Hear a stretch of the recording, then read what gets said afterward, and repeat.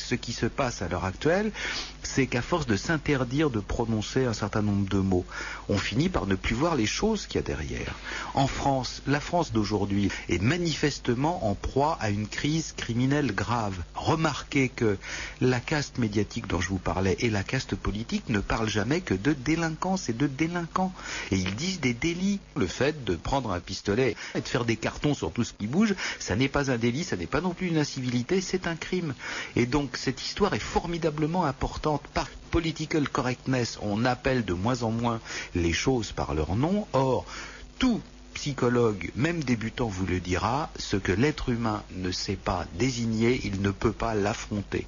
Un pays dans lequel on ne peut plus appeler les choses, un pays qui petit à petit se rétracte devant la réalité. La réalité est petit à petit devenue insupportable, des bureaucraties de gens repliés sur eux-mêmes, renfermés dans des bureaux et dans des ministères, et la réalité est trop crue, elle est trop désagréable, elle est devenue insoutenable, et donc on appelle des crimes des délits des incivilités. On finit par ne plus voir la réalité des choses.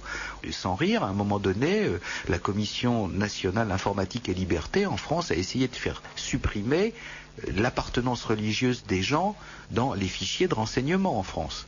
Alors pour des islamistes, c'est vachement commode quand même. Celui-là, on ne peut pas vous dire, c'est secret, on n'a pas le droit et tout. Alors, tout ça pour vous dire, pour nous résumer sur ce qu'on dit ce début, il y a eu l'essentiel. Si on devait retenir une seule chose, c'est ça, c'est la fuite devant la réalité des choses.